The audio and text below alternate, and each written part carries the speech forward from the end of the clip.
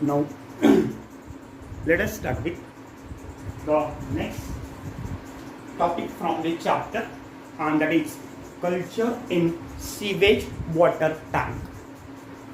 Sewage water, that is domestic sewage. It is used for culture of fishes. Here in India, West Bengal,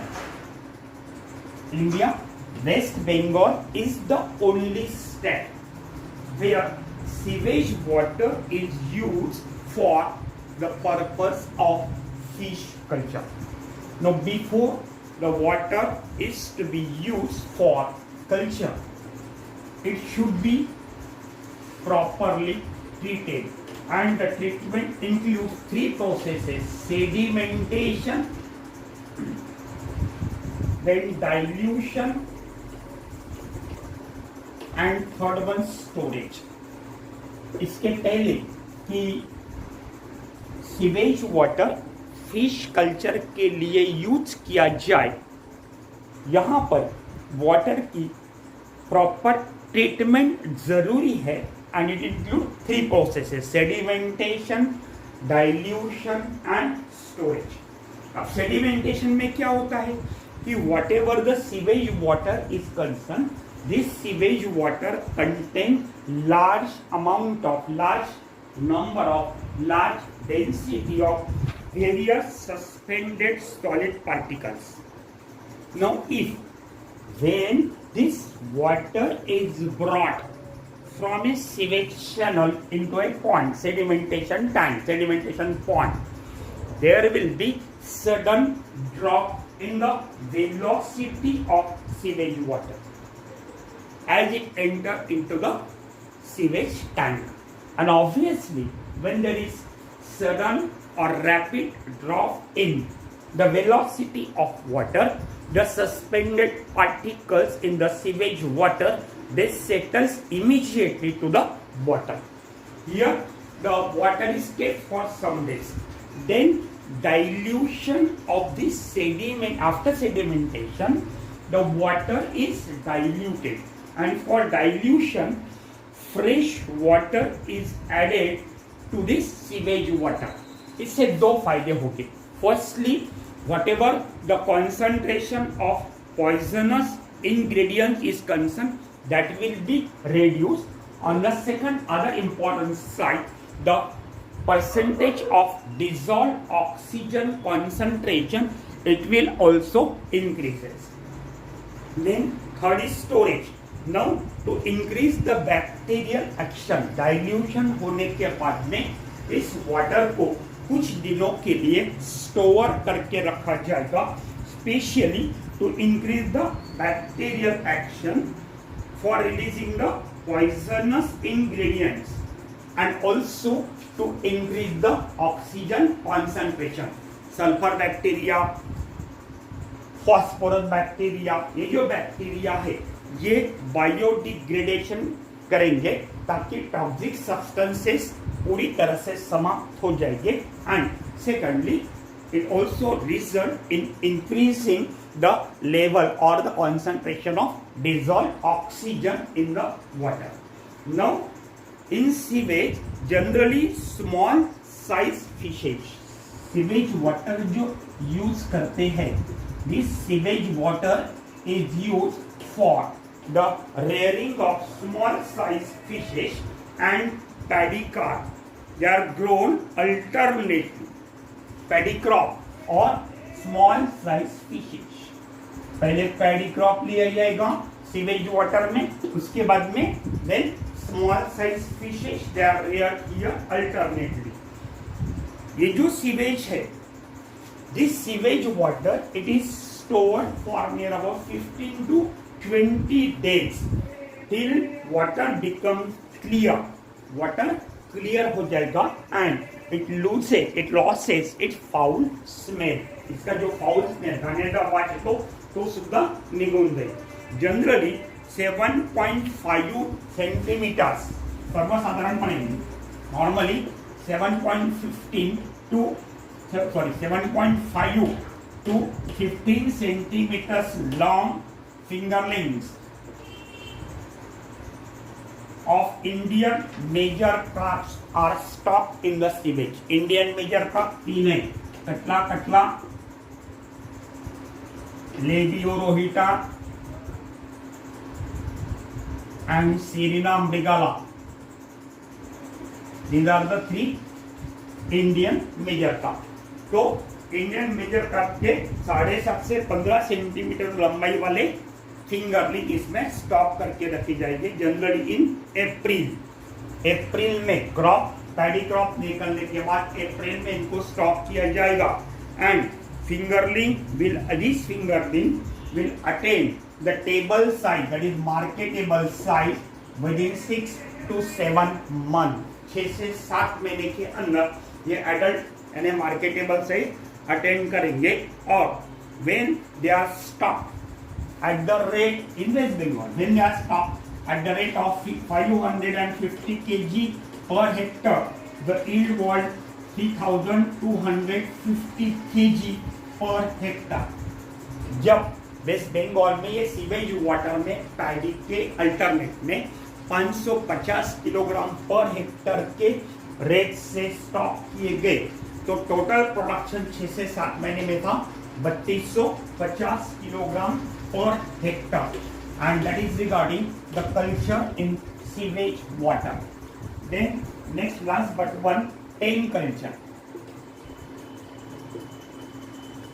ये जो pen culture हमने cage culture की study की, cage culture and pen culture they are near about similar, लगभग same ही है. सिर्फ फर्क इतना है कि cage culture it is kept in water in floating condition. Cage culture में जो केजेस है वो फ्लोटिंग कंडीशन में रहेगी. They are tied to a one of the substratum present in the along the shore of the water body. और pens जो है they are not in floating condition, they are fixed in the bottom of water reservoir. water reservoir जो होगा उसके bottom में इसको fix करके रखा जाएगा. they are not in floating condition, that is pen culture. अभी जो पेन कल्चर है तो pens they were used for culture of fishes.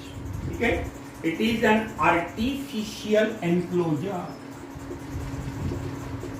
Artificial enclose, चारों तरफ से इसको ऐसी बाउंड्री रहेगी लाइक दिस और इसके अंदर ऐसे केजेस रहेंगे, पेन्स रहेंगे लाइक दिस. और ये जो बाउंड्री ये बाम्बो मैट्स की या ग्लास की या एल्यूमिनियम फ्रेम की बनी रहेगी जिसके बीच में फाइन मैच रहेगा. वाटर आएगा, दूसरी तरफ वाटर जाएगा, लेकिन escaping of fish will not takes place.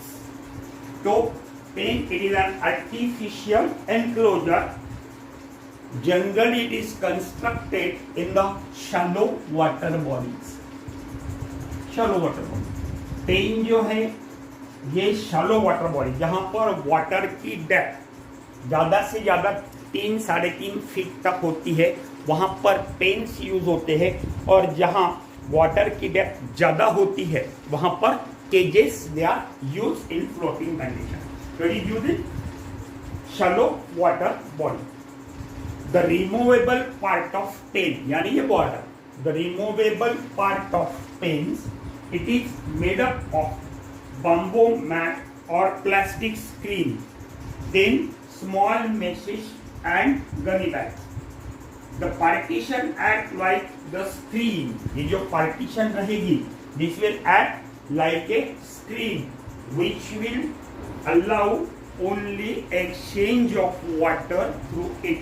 ये partition जो नेट की बनी हुई इसमें से सिर्फ पानी ही जाएगा. मैंने अभी आपसे कहा कि water can flow from one direction to another, but whatever the stock fishes in the pens are concerned, they cannot be escaped. They cannot be escaped from the stocking. Now, before stocking करने के पहले, इनमें stock करने के पहले, whatever the predatory fishes are concerned, they are removed from the pens and artificial food to the stock fishes is also given. यहाँ पर predatory fish remove किए जाएंगे और आर्टिफिशियल फूड भी प्रोवाइड किया जाएगा।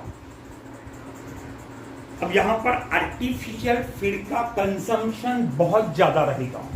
Why? Because these pens they are separated from main reservoir. Main reservoir से न वाटर बॉडी से इन्हें सेपरेट किया जाता है, इसलिए यहाँ पे प्रोडक्शन, ये पॉइंट्स में जो प्रोडक्शन होगा नेचुरल फूड का वो काफी कम होगा। And that's why the fishes they has to be fed with artificial food. उनको आर्टिफिशियल फूड देना बहुत जरूरी होगा। Now fish pens they are fixed in shallow waters and their supporting structures are embedded. ये शैलो वाटर बॉडी में fix की जाएगी और इनको सपोर्टिंग स्ट्रक्चर जो है जो बाम्बो के रूप में रहेंगे, they are embedded in the bottom of the lake और रिजर्वायर। बॉटम में ऐसे बाम्बू पोल फिक्स किए जाएंगे और उसको ऐसी नेट वगैरह लगाई जाएगी। ठीक है, then the whole enclosure is floated on the surface of water and it is anchored to the bottom by means of weights. Now, अब अलग अलग कंट्रीज में पेन कल्चर प्रैक्टिस कैसी होती है? Pen culture practice in different countries. Culture of fishes in pen it is the older practice, traditional practice in Philippines. Philippines में ये बहुत दिनों से बहुत पुरानी सिस्टम है।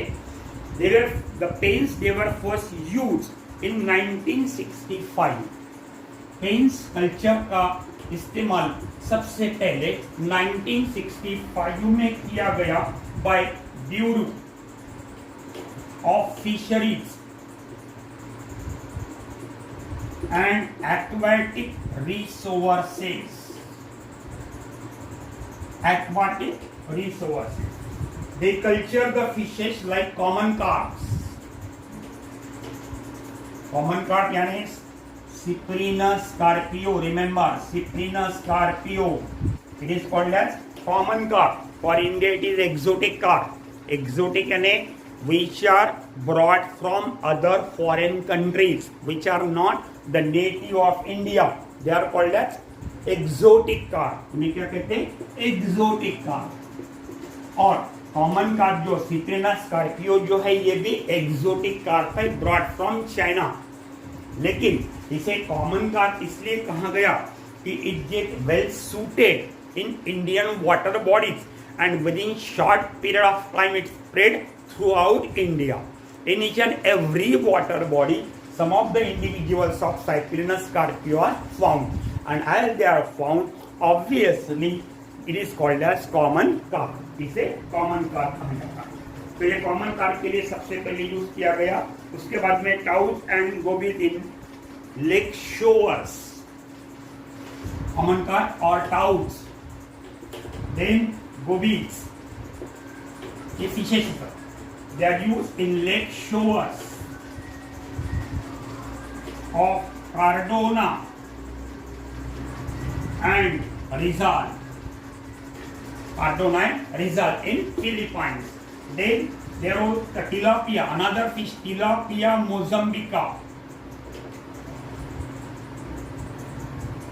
Tilapia mozambica.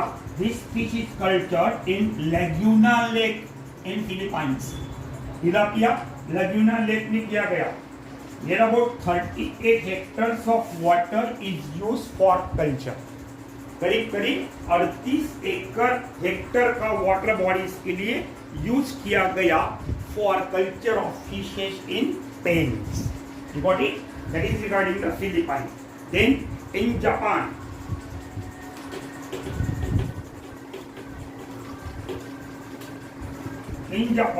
pen culture is developed industry. It is in the form of industry. Pen culture is in the form of developed industry, especially in Silo, then Nakai, Yoshim, and Shikoku.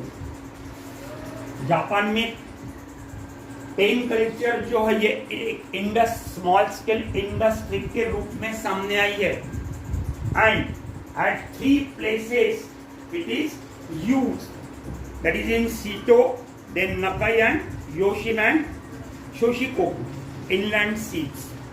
The octopus and yellowtail fish, यहाँ पर octopus and yellowtail fish, they are cultured in pens. तो Japan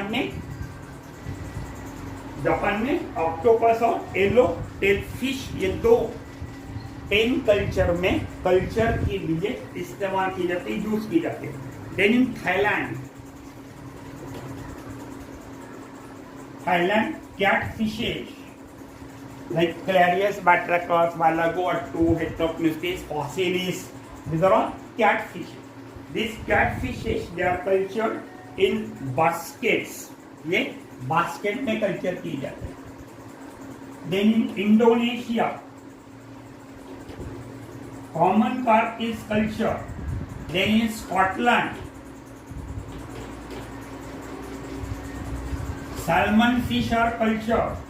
Then in Washington and Alaska,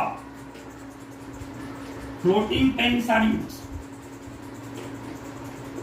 Floating pens are used for culture of the fishes like coho and chinook. Coho and chinook. Then salmon fish. Thailand में catfishes basket में use करते rear करते हैं।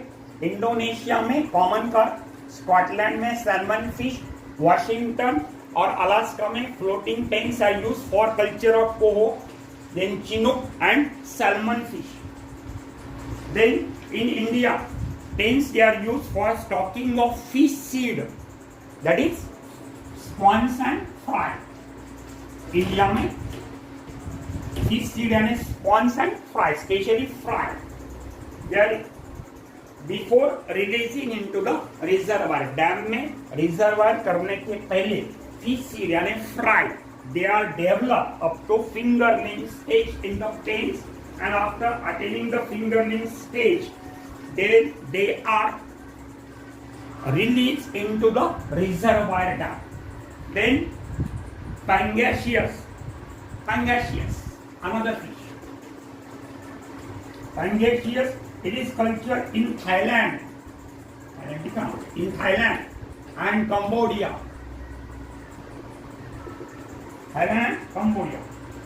Now, यहाँ पर Thailand और Cambodia में the pens they are made up of wood or bamboo and set to float in the rivers. वहाँ पे floating condition में, fixed condition में नहीं रखे जाते। They are covered with straw mat. वो ऊपर से covered with straw mat or aquatic plants to protect the fish from bright sunlight. उसके ऊपर ढक दिया जाएगा ब्राइट सनलाइट से उनको प्रोटेक्ट करने के लिए। नाउ पेन जो है वो 3 साइज के है। एक है स्मॉल साइज का having a size of 1 meter by 2 meter by 1 meter, just like that of cages. Then second medium size का जो है वो 2 meter by 5 meter by 1.5 meter, and third है large size का 2.5 to 4.5 meter by 7 to 10 meters by 1.5 meters. That is regarding the types of pens. तो 3 type के pens है। First is small pen having a size of 1 meter by 2 meter by 1 meter. Then medium size having a size of 2 meter by 5 meters by 1.5 meters. And third large size, that is 2.5 to 4.5 meters long, 7 to 10 meters wide and 1.5 meters in depth. ये 3 type के pens use होते हैं। और stocking rate of fry fingerling in the pens it is 200, then 1000 and 1500 to 3000 for large size. Small size के लिए 200, medium size के लिए 1000 fingerling और लार्ज साइज के लिए 1500 से 3000 फिंगरलिंग स्टॉक किए जाते हैं. After some day artificial food is provided them. जैसे इसको स्टॉक किया जाएगा उनको artificial food is the must. And artificial food it consist of trash fish. Trash fish चाहिए, trash fish, fish powder, that is trash fish, then banana, then rice bran, wheat bran, then corn and tender aquatic plants. If the fishes they are herbivorous, अगर fishes herbivorous हो गए तो aquatic plant दिए जाएंगे और बाकी fishes को trash fishes, then banana, then rice bran, wheat bran and corn, they are provided as a food. अब ये जो केजेस पेन्स है, ये पेन में ब्रेक है क्या, ये कैसा देखा जाएगा. अगर ये ब्रेक अगर इसमें होगा तो इसमें से फिशेस एस्केप हो सकते हैं. To check this the cat fishes are included in it like Clarias batrachus. Now breakage of the pens और केजेस के लिए it is detected by putting definite number of Clarias batrachus and Pangasius. दो type की fish है, या तो क्लैरियस रखिए या पैंगेशियस रखिए और गिन के रखना है हर पेन में. And every day they are counted. अगर उसकी नंबर अगर कम होता है, if the number of stock Clarias batrachus or Pangasius reduces, then in that case there is some leakage in the pen, and from this the fishes they can be easily escaped, and therefore they must be immediately repaired. Okay. Then in Cambodia, culture of Pangasius in cages or in pens is quite profitable. देखिए Cambodia में इनका जो culture किया गया था पैंगेशियस का, वो काफी प्रॉफिटेबल रहा था. 20 tons of Pangasius are produced from 3 cages having a size of 9 meters by 4.5 meters by 4.5 meters within 8 months. 8 महीने तक के ये साइज के जो पेन्स थे, that is 9 metres long and 4.5 metres wide, इसमें 20 tons of Pangasius were produced within 8 months. Then design of pens.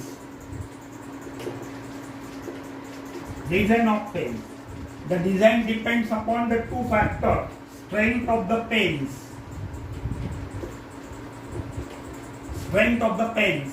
और दूसरा है rigidity और stiffness. rigidity को दूसरा नाम है stiffness of pens. डिजाइन जो है पेन्स की डिजाइन दो बातों पर आधारित. कौन से strength of the pen and rigidity और the stiffness of the pens, और अलग अलग फैक्टर्स का इन पेन्स पर इफेक्ट होता है. There are different factors which affect the culturing of the fishes in the pen. They include wind force, then wave action, पाण्यामध्ये जे काही वेव्स तयार होतात, लाटा तयार होतात, wave actions. Then third water hyacinth, that is Eichhornia, हमने लिया है ये फर्स्ट चैप्टर में. वाटर हाइसिन और any other aquatic plant,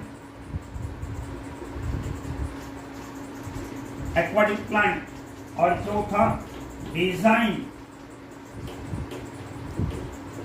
of supporting supporting structure जो रहेगी केजेस को साइड के, इनका डिजाइन। तो 4 factor they are responsible for proper cultivation, proper culture of fishes in the pens. They include wind force, wave action, then presence of water hyacinths or other aquatic plants, and design of supporting structure. Then next is the site of pens.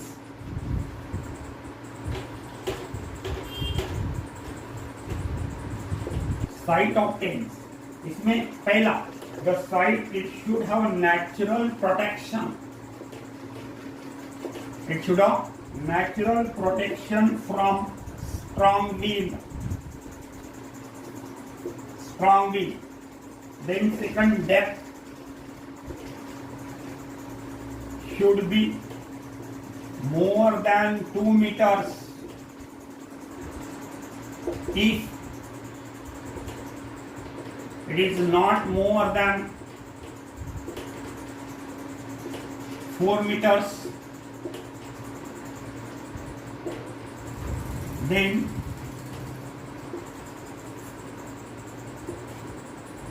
floating pens are to be used. Then third, pen should not put in turbid, म्हणजे गढूळ, turbid or and polluted water. Turbid and polluted water. Then muddy clay, sorry, गाळाची माती, muddy clay or clay loams are best soil, that is black cotton soil. They are best soil for bottom, so that इसमें poles जो है वो आसानी से embed किए जा सकेंगे. In such soils, bottoms are desirable for easy stacking of the poles. That is regarding the site. तो साइट जो है, साइट इसमें the site should have natural protection from strong wind. यहाँ पे बहुत पावरफुली, खूप जोराचा हवा नसावी. Then that should be more than 2 meters. That should not be more than 2 meters. यानी करीब करीब 6-6.5 फीट के ऊपर इसकी डेप्थ नहीं होनी चाहिए. अगर 6-6.5 मीटर तक डेप्थ है तो फिक्स पेन्स आर यूज. और अगर depth of water is more than 4 meters, then floating pens are use just like cages. तो जहां पर 2 मीटर से कम डेप्थ है वहां पर फिक्स पेन्स आर यूज. जहां पर 4 मीटर से ज्यादा है वहां पर floating pens are use. Then the pens, they should not be put in turbid or polluted water. Turbid म्हणजे गढूळ पाणी and polluted water because it causes the deficiency of oxygen. Also, it will be the reason for commencement of diseases leading to high rate of mortality of the cultured fishes. Therefore, the water should not be turbid and polluted. Then muddy clay or clay loam, that is cotton soil, loamy soil, which have high water retentive capacity and it is soft. ये soft होने की वजह से bottom में bamboo पोल जो है, support जो है, वो बॉटम में हम आसानी से और फिक्स कर सकते हैं. दे can B embedded for easy stacking of the support or easy stacking of the pole. The bottom zone, it must possess the muddy clay or clay loams.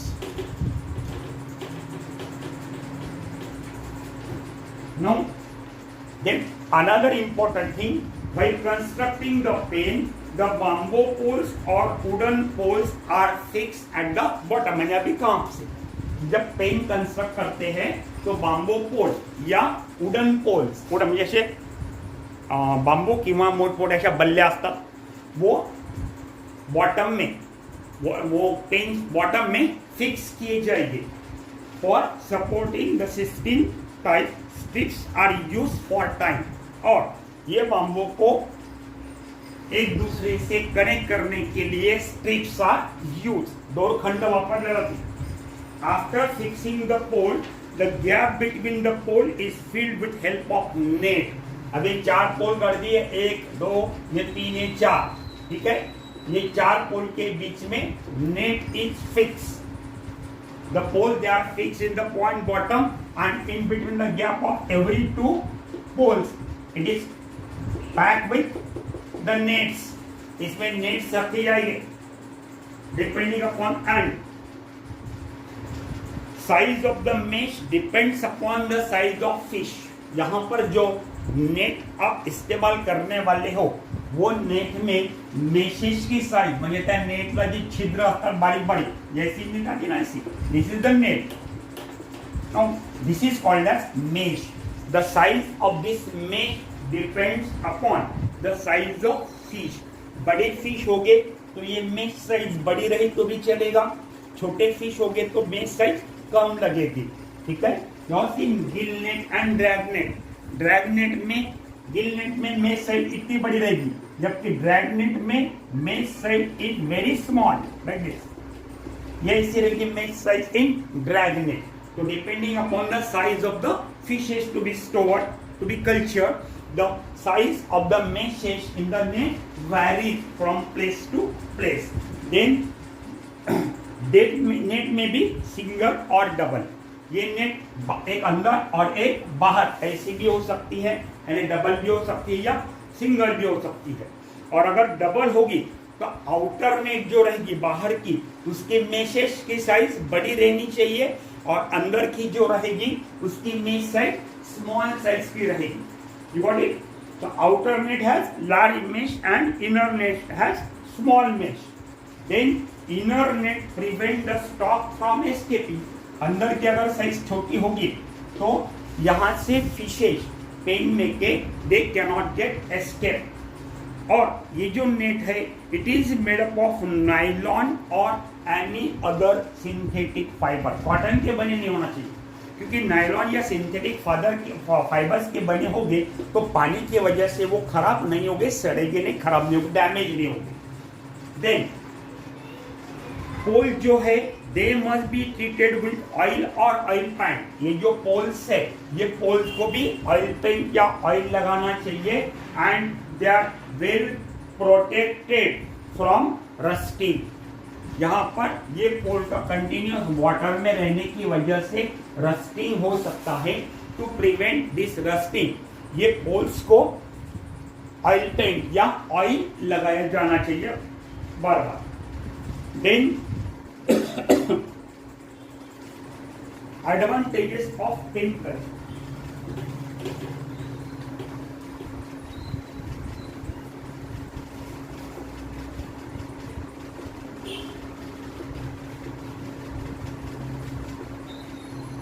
Advantages of pen color. पहला, pens do not require additional fertilizers.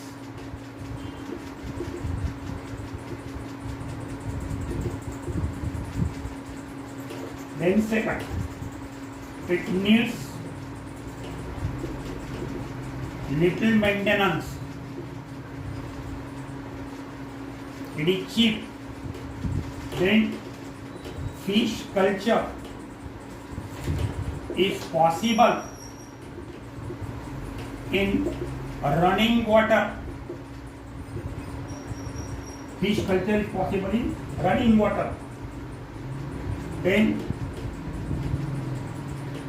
feeding with artificial food.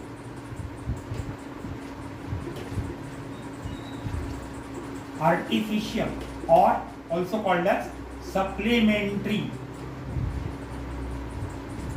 food. It's not always necessary. Then predatory fishes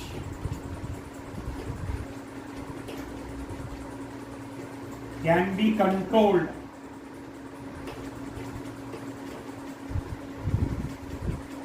Easily, can be controlled easily, and growth rate of fishes is faster than pond culture. These are the advantages of pen culture. So, pens do not require additional fertilizers. Raw cow dung, urea, single super phosphate जो fertilisers है which bring growth and development of zooplankton which is a natural delicious food for the fishes. तो यहाँ पर ultimately इनको other bottom होने की वजह से एडिशनल फर्टिलाइजर की जरूरत नहीं है. Then it requires less maintenance पे ज्यादा खर्चा करने की जरूरत नहीं है. Then here the fish culture is possible in running water. बहते हुए पानी में फिश कल्चर पॉसिबल है. Then next is feeding with artificial and supplementary food is not necessary, क्योंकि बॉटम अगर अदर है तो it will support the growth and development of the natural food. Therefore feeding cost of the fishes can be reduced up to some extent. Then next, the predatory fish which feeds on the cultured or cultivated fishes, they can be easily controlled here, and growth rate of the fish, it is quite faster in this running water than pond culture. Pond culture की तुलना में यहाँ पर growth rate of fishes जो है वो काफी ज्यादा है. That is regarding the advantages of pen culture. Then disadvantages, last part.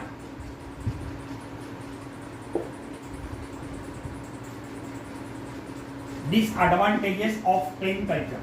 इसमें पहला है cost of construction is more.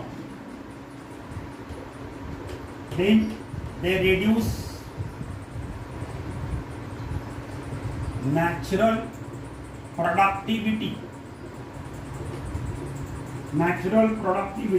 of water body in which they grow.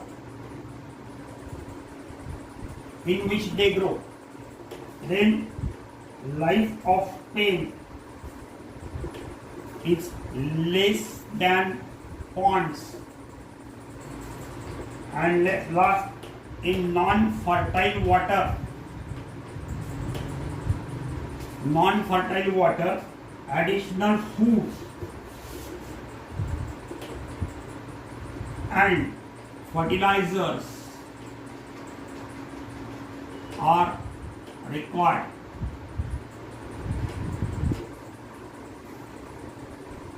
That is regarding the disadvantages of pen culture. तो पहला cost of construction is more. मैंने अभी कहा it is not cheap. Then they reduces the natural productivity of the water body in which they grow. जिसमें उनकी growth होती है उस वाटर बॉडी की नेचुरल प्रोडक्टिविटी यहाँ पर लॉस होगी. देन पॉइंट्स जो है पॉइंट्स का लाइफ काफी ज्यादा है उसकी तुलना में, उसके कंपैरिजन में life of pens is very short. And lastly in case of non fertile water supplementary food and fertilizers has to be used, and that's the end of pen culture. Then last, composite fish culture, or also called as composite fish culture or polyculture. यहाँ पर देखिए दो आते हैं, एक है monoculture and polyculture. Monoculture यानी एक ही फिश का cultivation in a particular water body. तब इनकी फीडिंग हैबिट्स अलग अलग है. Some are bottom feeder, for example Sirena mrigala, it is bottom feeder. Labiorhoita, it is column feeder. Catla catla, it is surface feeder. तो अब सभी कटला अगर हो गए तो सभी कटला सरफेस पर फीड करेंगे, there be competition for food and space. सभी रोहू हो गए तो they will column feeder, column में रहेंगे, there be again competition. Only Cirrhina mrigala हो गए तो भी वो बॉटम में. हाँ, एक हो सकता है अगर आप मोनोकल्चर में fishes of different age groups they are stored, then monoculture will be also advantageous, it will be also economical. But as compared to monoculture, composite or polyculture is more useful because यहाँ पर अलग अलग fishes का combination, अलग अलग combination में उनको store किया जाता है, so that surface, column, bottom, entire water body can be utilize. तो that is composite fish culture. तो in order to obtain high percentage per hectare, in order to get high yield of fishes per hectare of water body, fast growing, इनका growth rate काफी ज्यादा है, fast growing compatible fishes of different feeding habits. अभी मैंने कहा different feeding habits, that is column feeder, surface feeder, bottom feeder, और different weight of the same species are stocked together in the same pond. एक ही pond में अलग अलग feeding habit वाले फिशेस या अलग अलग एज ग्रुप, वेट ग्रुप वाले फिशेस एक ही पॉन्ड में स्टोर किए जा सकते हैं, so that all its ecological aspects of the water body are occupied by the fishes. Complete pond fishes use कर सकेंगे, ऑक्यूपाई कर सकेंगे. And this system of pond management is called as mixed or poly or composite fish culture. अब ये जो composite fish culture है, ये तीन भागों में हम डिवाइड कर सकते हैं. Culture of Indian major carp only, culture of Indian major carp, Indian major carp. Then culture of exotic carps only, और तीसरा है culture of Indian major carps and exotic carps together. अब मैंने आपसे अभी कहा indigenous and exotic. Exotic means which are not native of India, they are brought from foreign countries. ठीक है, that is exotic. Indian major carp, they are native of India. There are three. One is Katla Katla, Labiorhoita, and Sirena mrigala. Then exotic carp, इसमें common carp, that is Cyprinus carpio. Cyprinus carpio. Then Hypophthalmictis, Mollitrix, and third Tenopharyngodon, Idela. Tenopharyngodon idela, it is commonly called as grass carp. Hypophthalmictis, Mollitrix, it is commonly called as silver carp. And the Cyprinus carpio is commonly called as common carp. तो पूरे Indian major carp का culture या पूरे exotic carp का culture या ये Indian major carps plus Cyprinus carpio या Ctenopharyngodon idella, इनका जो चार इसका कॉम्बिनेशन रहेगा, that is called as culture of Indian major carps and exotic carp together. You got it? That is regarding the three different types of fish farming so far as the composite or polyculture is concerned. Then different steps in the culture of fishes. इसमें पहला है pond preparation. अलग अलग steps है culture of polyculture के लिए। पहला है पॉन्ड प्रिपरेशन, इसमें क्या किया जाएगा, eradication of weeds,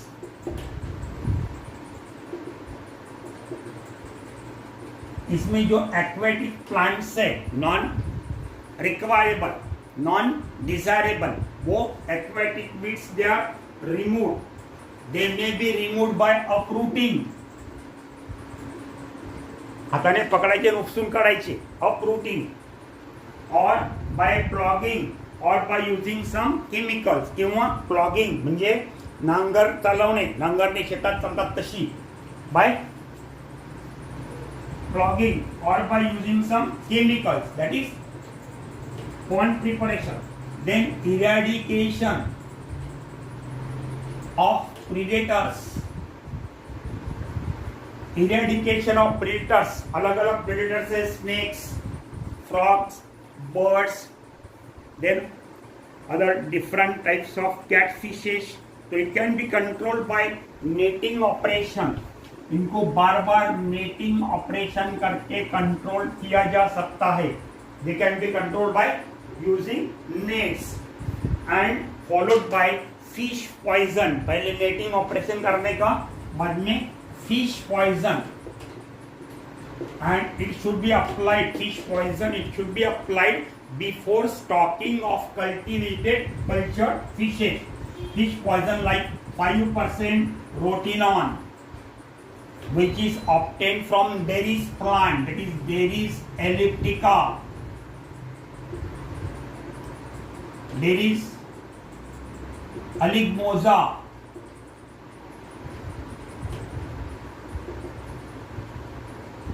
and Derris legensis, 3 plant है Derris के, Derris aligmosa, there is elliptica and there is legensis. इनका जो रूट है, इस रूट से एक्सट्रैक्ट करते हैं 5% rotenone, and this 5% rotenone, it is a contact poison which damages the delicate gill membrane of the fishes, leading in their death. Then mahua oil cake, another is mahua oil cake. It is generally preferred because on one side it acts as a fish poison, on another side it acts as a fertilizer. Then for removal of insects, which is seen in next chapter, oil emulsion. Any edible oil का emulsion बना जाएगा by soap solution or by surf solution, and it is spread over the water body. A thin film will be formed over the water body. When the insect they come up to the surface, their tracheal tube come in contact with the oil emulsion, it gets choked and finally they die. Then third step is fertilization. Third step, fertilization. Both organic and inorganic manures are used. Organic and inorganic manures, they are used for the development of zoo and phytoplankton, which is the natural food for the fishes. And last one, artificial feeding. Artificial feeding, mustard oil cake, then groundnut oil cake, GOC groundnut oil cake, they are used. Then wheat and rice bran, they are used as a artificial feeding. और कटला, polyculture में कटला, रोहू and mrigal, these are stocked at the ratio of 3:4:3.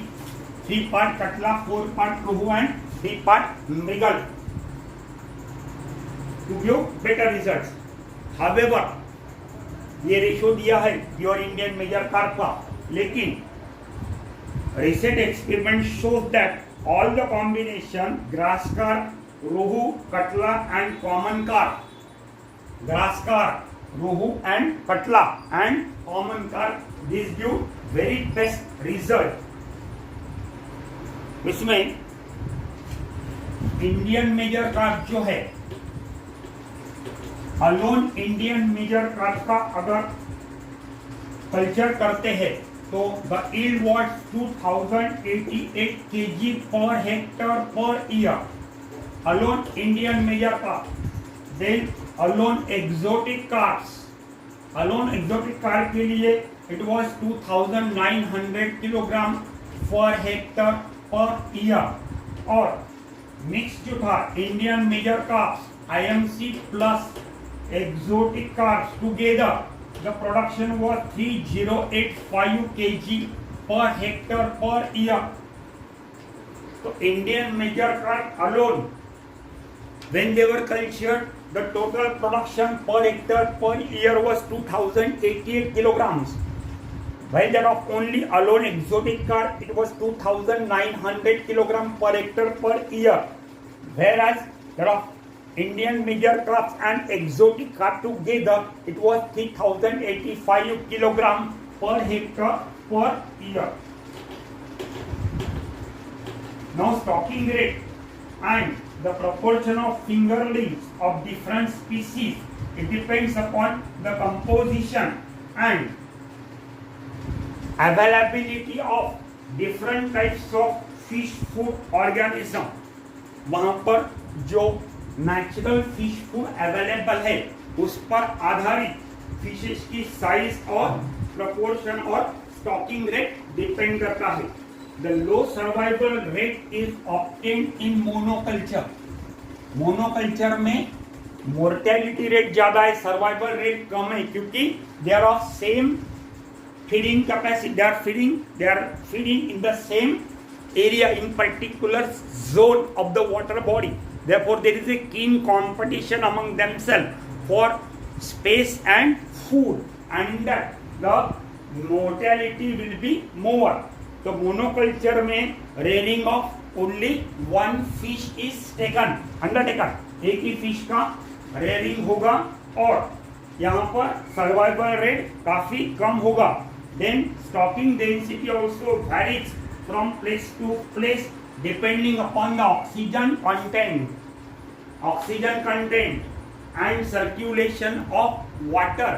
इन दोनों बातों पर आधारित monoculture में जो stocking rate होगा वो भी वैरी होगा. Then prawns like Macrobrachium, they are stocked at the rate of 10 lakhs per hectare. The production was only 2000 kg per hectare in 5 months.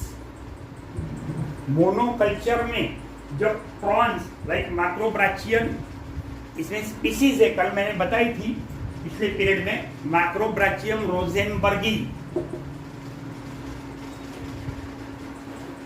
Then मैक्रोब्राचियम मालकोलमसोनी. तो ये single species, that is monoculture. तो यहाँ पर जब ये प्रॉन 10 लाख पर हेक्टर, इस stocking rate था 10 lakh per hectare, ये हिसाब से जब स्टॉक किए गए तो 5 महीने में इनका प्रोडक्शन सिर्फ 200 किलो था. The production was only 200 kg and the survival rate was only 6%. 94% जो था वो मोर्टेलिटी रेट था. And that's why now as per the researches monoculture is avoided and it is replaced by polyculture. And that's the end of this chapter. यहाँ पर second chapter समाप्त होता है. अगले पीरियड में हम थर्ड चैप्टर लेंगे. Thank you very much.